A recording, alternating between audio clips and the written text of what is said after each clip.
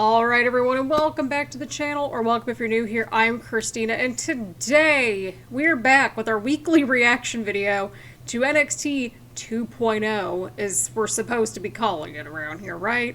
Either way, we've got a pretty stacked show on our hands. It's the Go Home episode to Halloween Havoc, which is next week, of course.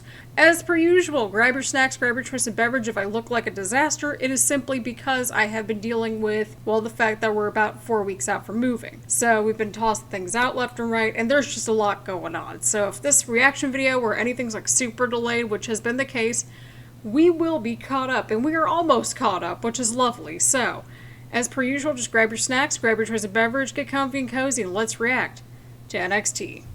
Alright, well, it looks like we got Carmello and we have Trick inside the ring, but dude, like, keep in mind your dude over there basically was like, I'm gonna stand by your side until you cash in that contract, and you cashed in your contract last week, so as far as I'm concerned, I don't trust Trick at this point.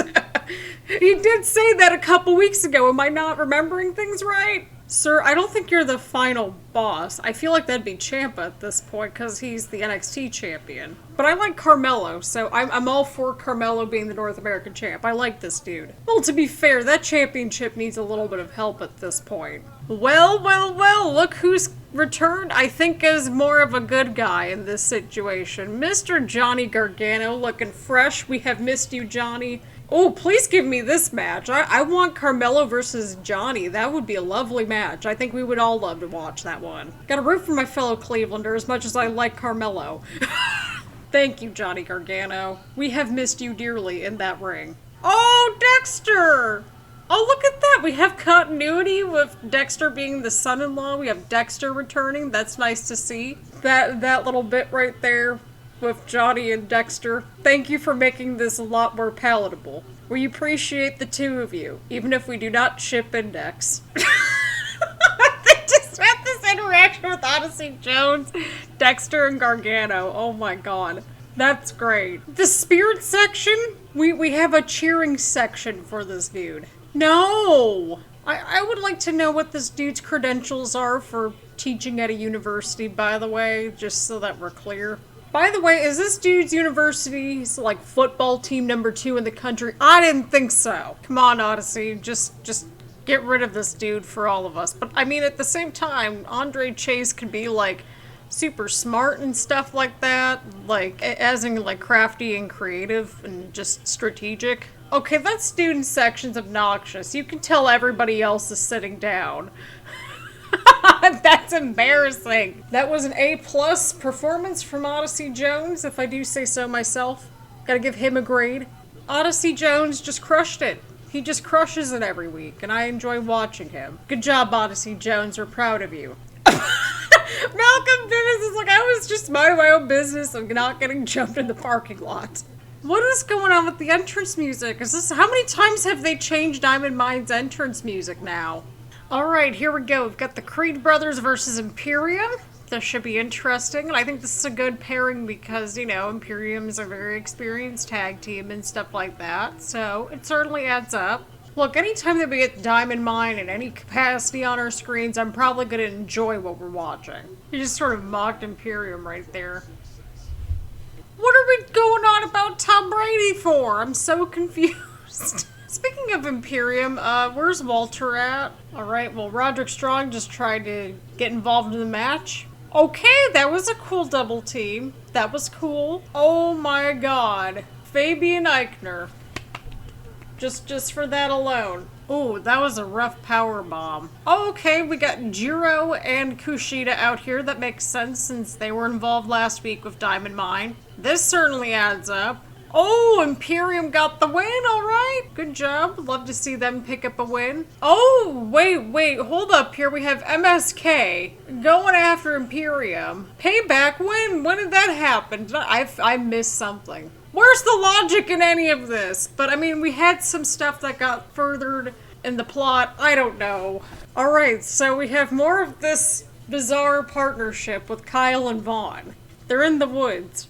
I mean, hey, nature walk is always a good time. I take a couple of nature walks here and there. Okay, I guess they're taking turns with the branch. If I tried lifting that branch, it would just topple right on over me because I'm like all of 4'11". I like this team, but can we please just have Kyle do his own thing a little bit longer? That would be lovely. I mean, at least they're trying to make Vaughn a little bit more likable. I just feel like they got off on the wrong foot with him. Okay, well, apparently we're getting Chucky next week. Finally, somebody that's shorter than me on the show.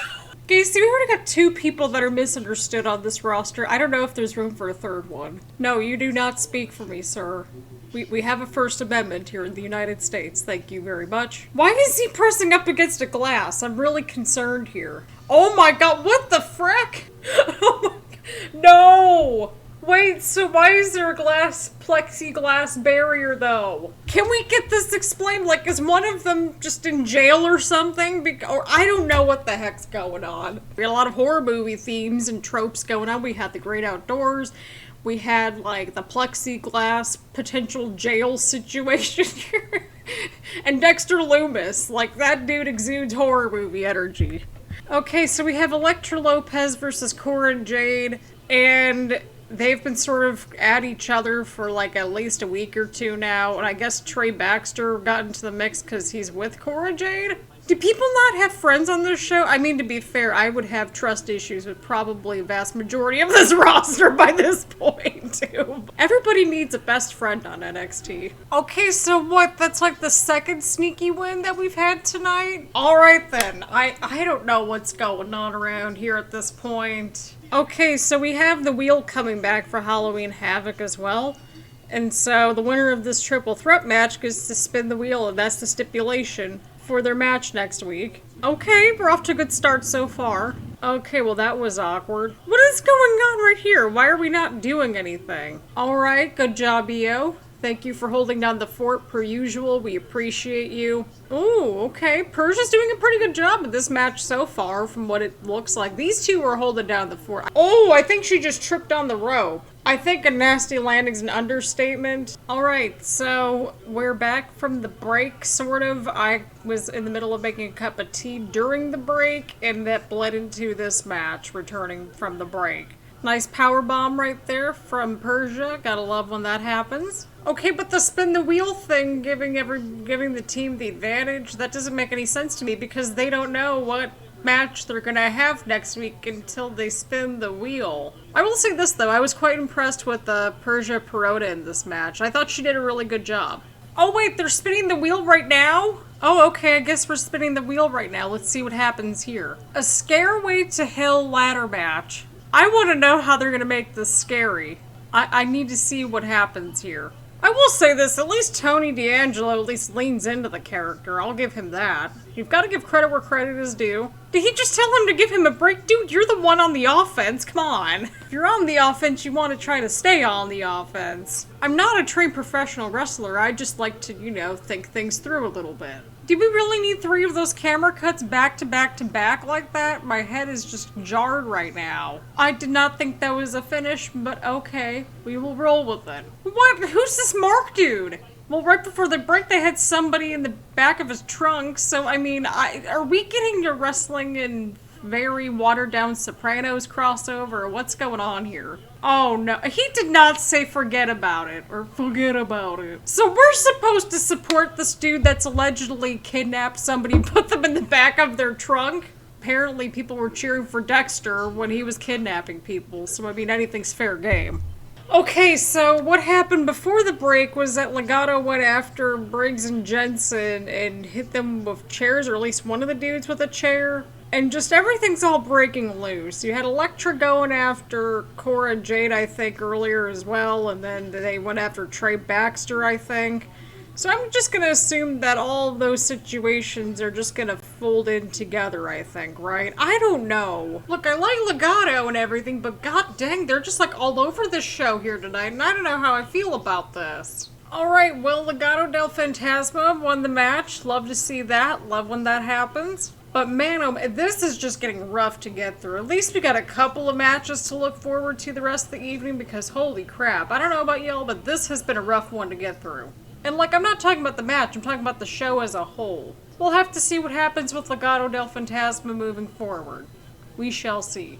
Oh, thank God, LA Knight. Please let this man win this match. This Grayson Waller dude kind of reminds me of like one of those like TikToker. I'm not shaming TikTok by any means. I find it entertaining and I scroll through it for like hours at a time sometimes. But yeah. God, I would be much more entertained by LA Knight being the host. Why are we going into all these quick pinfall attempts? I'm really confused. Shoot, I'll go host this thing. I've got this. See, we already have the soundtrack outside. But don't worry, we would be playing better music, obviously. Alright, that's it. Please put him away for all of us. Yes! I mean, it will truly be nighttime next week. I mean, it is Halloween Havoc, and Halloween is celebrated technically during the dark a lot of times, right? He's got the energy to be a good host. Unless if some kind of shenanigans happen, because it's probably bound to happen. Now the better question is, will they get along? Will they coexist? They're going up against Grizzled Young Vets, so it's nice to see them get a spotlight, because I like those two dudes. I mean, at least it's not the whole, but can they coexist trope that's going on with Ciampa and Breaker. They want each other at 100%. So I'm like, okay, well that makes sense. I mean, it's better than the can they coexist trope.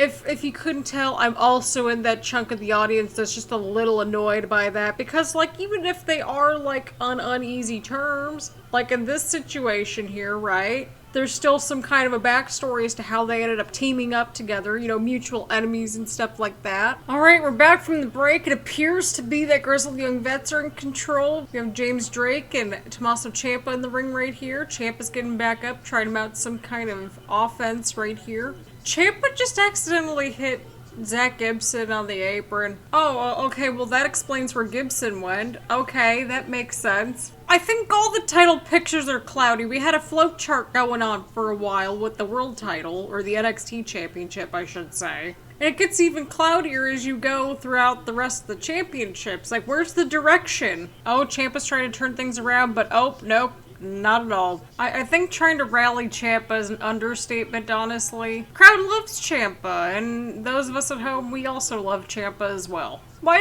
didn't the referee try to break up the beard pull situation? I mean, they do it all the time for, like, hair on your head. Oh. Well, that was certainly a tag, to say the least. That's what I was trying to think of too, like, who's Breaker going after in that situation there? Because I thought he was going to go after Ciampa based on that tag. I have a feeling that if they're going to do something with Ciampa and Breaker, it's going to be after the match ends. Poor Gibson, he just keeps getting dumped outside the ring. Alright, that might be it there. Alright, well, Bron Breaker just pinned James Drake at the very end of the match. Ciampa wants Goldie. Just give Ciampa Goldie. And we're solid. I mean, at least they're facing off for the title, you know, with the title there and everything. I mean, that's a good way to fade to black, I guess. But overall, the main event, I mean, it was alright. It was serviceable, and we had developments heading into next week, so there's that. Alright, friends, we need to have a chat about this week's NXT. This was a rough one to get through. We've had a couple of rough ones in the past, but when I say this was a rough one, this was a rough one. I get that this was kind of filler because it's sort of like, you know, we got Halloween Havoc coming up next week, right? So I get that, and we've set up some things for next week, which is nice. We've got 4 title matches, so that's enough for us to look forward to next week. Again, this is the problem with NXT 2.0. There's almost too much going on, and the title pictures appear to be somewhat unclear right now, at least from what it looks like to me anyway, because it's like, okay, at least we're getting somewhere, but it's like, it's just getting a little ambiguous. Who are the people that are supposed to be going for the titles at this point? This was also the first week in quite some time we didn't see Pete Dunne on the show in any capacity. I know Ridge Holland's going to SmackDown on Friday, so I don't know, maybe he's jumping over with him for all we know. That's just a prediction, I don't know, but man, this was a rough one to get through. I mean, the matches, there wasn't really anything that stood out to me this week. The segments were able to barely make me get through this show, to be honest. Like, you know, how we had, like, the Vaughn and Kyle in the woods kind of stuff. Like, I would like to see more of that. I dug the horror tropes almost that were kind of scattered throughout the night, but this was a rough one, fam. I think this may have possibly been the worst NXT 2.0 that we've reacted to, maybe even the worst one overall that we've reviewed. And You know me, I'm a glass half full kind of person, and I'm also a let's just see where things go sort of situation. I have no idea. Either way, at least we've got Halloween Havoc to look forward to next week. I'm almost done getting caught up with all the shows.